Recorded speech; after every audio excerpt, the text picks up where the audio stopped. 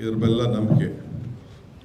ನಾನು ಮುಖ್ಯಮಂತ್ರಿಗಳು ACC general ಸೆಕ್ರೆಟರಿಯವರು ನಮ್ಮ ಯುವ ಶಾಸಕರುಗಳಾದ ಸಲೀಂ ಅಹಮದ್ ಮತ್ತು ರಿಜ್ವಾನ್ ಅವ್ರಿಗೆ ನಮ್ಮ ಇಂಡಿಪೆಂಡೆಂಟ್ ಆಗಿ ನಮ್ಮ ರೆಬೆಲ್ ಆಗಿ ಅರ್ಜಿ ಹಾಕಿದಂಥ ಕ್ಯಾಂಡಿಡೇಟ್ ಹತ್ರ ಹೋಗಿ ಮಾತಾಡಿ ಮನವೊಲಿಸಬೇಕು ಅಂತೇಳಿ ಮುಖ್ಯಮಂತ್ರಿಗಳು ನಾವೆಲ್ಲ ಸೇರಿ ಒಟ್ಟಿಗೆ ಅವ್ರಿಗೆ ಜವಾಬ್ದಾರಿಯನ್ನು ವಹಿಸಿದ್ದು. ಸೊ ಇನ್ನು ಇಬ್ಬರು ಲೀಡರ್ಸ್ಗೂ ವಹಿಸಿದ್ದು.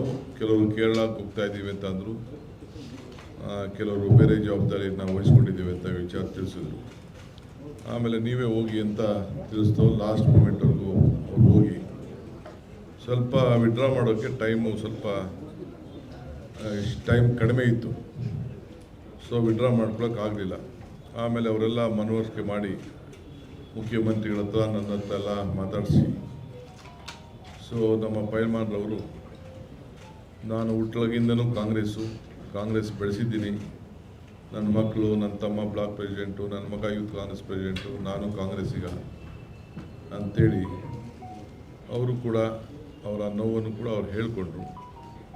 ಕೇಳೋದೇನು ತಪ್ಪೇನಿಲ್ಲ, ಅವರ ಹಕ್ಕು, ಅವರ ಜವಾಬ್ದಾರಿ. ನಾಯಕತ್ವವನ್ನು ಮೊದಲಿಂದ 40 ವರ್ಷದಿಂದ ಮಾಡಿದ್ದಾರೆ.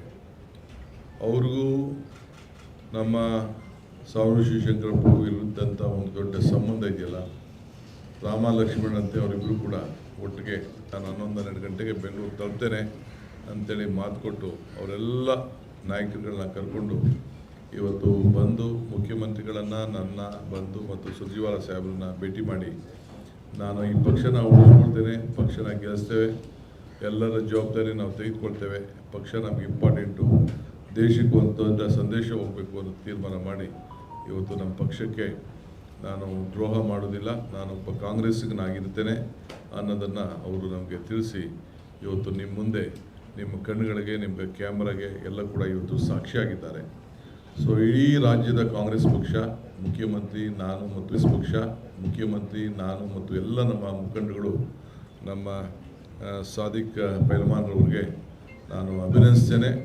ಪಕ್ಷ ಅವ್ರ ಜೊತೆ ಯಾವಾಗಲೂ ಕೂಡ ಈ ಒಂದು ನಿಯತ್ತು, ಶಿಸ್ತು, ಆ ಹೋರಾಟ, ತ್ಯಾಗ ಇದಕ್ಕೆಲ್ಲ ಕೂಡ ಅವ್ರಿಗೆ ಗೌರವವನ್ನು ಸಲ್ಲಿಸ್ತದೆ. ಸೊ ಆ ಕೆಲಸ ಕೂಡ ನಾನು ಮುಖ್ಯಮಂತ್ರಿಗಳು ಇಬ್ಬರು ಕೂಡ ಈ ಬಗ್ಗೆ ವ್ಯಾಪಕವಾಗಿ ಚರ್ಚೆ ಮಾಡಿದ್ದೇವೆ. ಸೊ ಅವ್ರಿಗೆ ನಾನು ತುಂಬ ಹೃದಯದಿಂದ ಅಭಿನಂದನೆಯನ್ನು ಸಲ್ಲಿಸ್ತೇನೆ. ಅವ್ರಿಗೇನು ನಾನೇನು ಹೊಸದಾಗಿ ಶಾಲಾ ಹಾಕ್ಬಿಟ್ಟು ಕರ್ಕೊಳ್ಳೋಂಥ ಅವಶ್ಯಕತೆ ಇಲ್ಲ.